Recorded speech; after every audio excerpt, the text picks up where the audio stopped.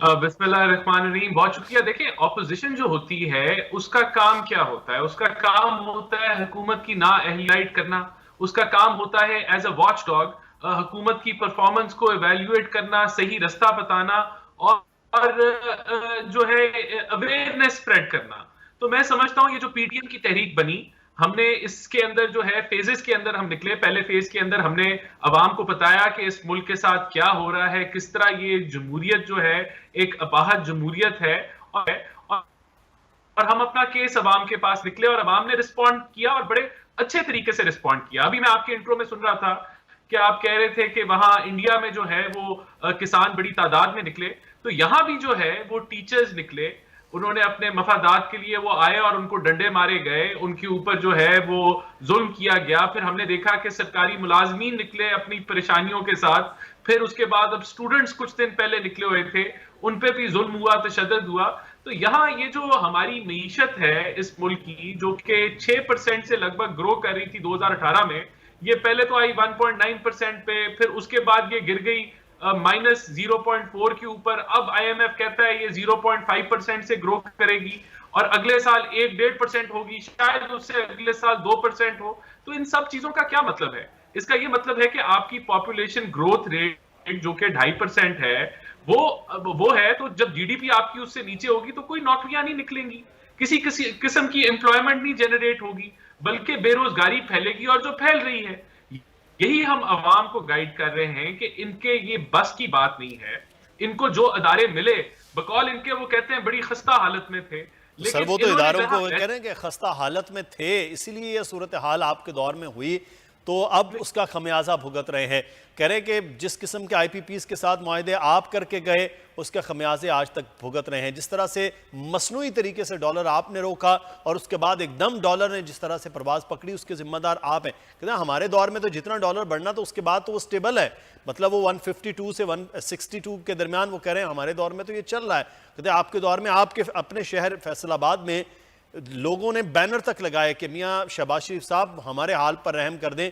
आज उसी फैसलाबाद में वो कह रहे हैं जनाब सनती तरक्की हो रही है, टेक्सटाइल सेक्टर बेहतर हो रहा है। सर आप कह रहे हैं राना साहब के वो बेहतर चलिए, मिले इसको इदारे। देखते हैं। देखिए, आईपीपी के जो मुआहदे हुए, या वो पीपल्स पार्टी के दौर में हुए या मुशर्रफ के दौर में हुए, और आखिर में हमारे ये सीपेक के रिलेटेड जो है वो मुआहदे हुए, जो हमने मुआहदे किए, जो हमने बिजली घर लगाए, वो एलएनजी बेस्ड थे, वो कोल बेस्ड थे। तो उन्होंने एनर्जी मिक्स को सस्ता किया। तो हमने पाकिस्तान की एनर्जी मिक्स को ना सिर्फ सस्ता किया, हमने लाइन लॉसेस को कम किया, हमने कलेक्शन को बेहतर किया, और हमने यहां से अंधेरे इस मुल्क से निकाले।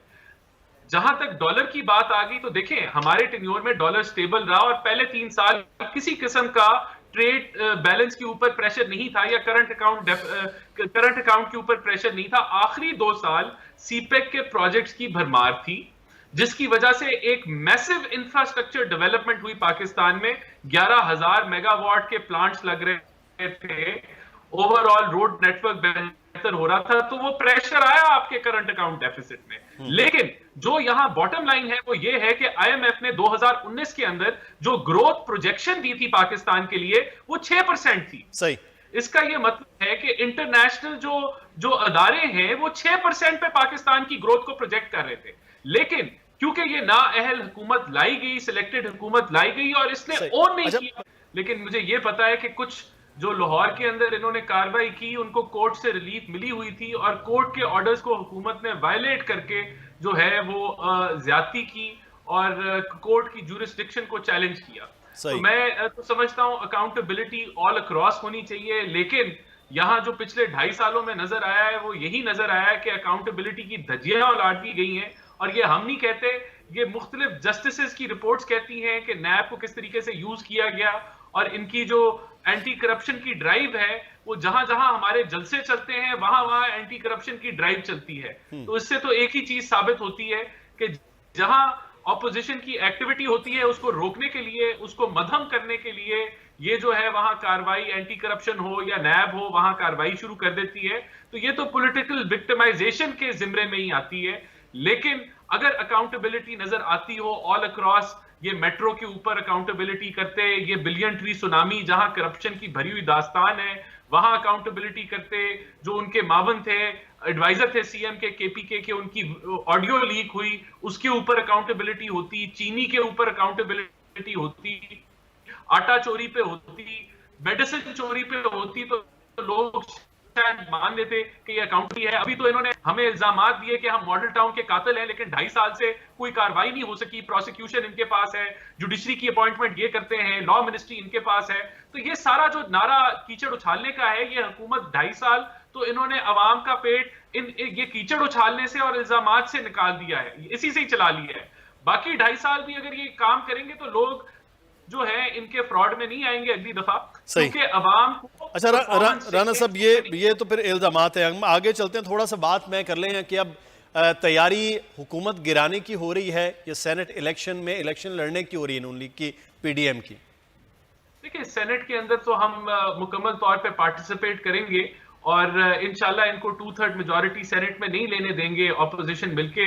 लेकिन आप ये देखें कि जिस चीज को इमरान खान करप्शन कहता था, उसने सेनेट के इलेक्शन से पहले बड़ी हद दर्मी के साथ अनाउंसमेंट कर दी कि 50 करोड़ रुपए के बजट मिलेंगे एमएनएस को, जो अगले साल हम जारी करेंगे। तो ये जो है वो पहली बोली तो इमरान खान ने लगा दी अपने एमएनएस को जो है कंट्रोल में लेने के लिए। तो ये तो इनकी अपनी परेशानी के हालात हैं सेनेट के इलेक्शन के ऊपर। इंशाल्लाह ताला ऑपोजिशन एक अच्छा जो है वो प्ले करेगी सेनेट इलेक्शन के अंदर और अच्छा रिजल्ट आएगा, क्योंकि हम समझते हैं कि इन्होंने कुछ नहीं डिलीवरी दी अवाम को और उसी बेसिस के ऊपर ऑपोजिशन के साथ। राना साहब, मैं मुझसे ये कहूं कि अब आप हार मान चुके हैं, हुकूमत नहीं गिरा सकते, अब इलेक्शन लड़के फिर इसी प्रोसेस के साथ ही हुकूमत का मुकाबला करेंगे आप? कतई नहीं। देखिए, हमारा सेनेट के इलेक्शन के बाद इंशाल्लाह ताला अभी भी हमारा लॉन्ग मार्च का जो कार्ड है वो भी अंडर डिस्कशन है। हमारा इस्तीफों का जो कार्ड है वो डिले जरूर हुआ है, लेकिन वो भी अंडर डिस्कशन है। और पीडीएम का अभी इजलास होना है पहले हफ्ते में फरवरी के अंदर, जहां लाएअमल आगे का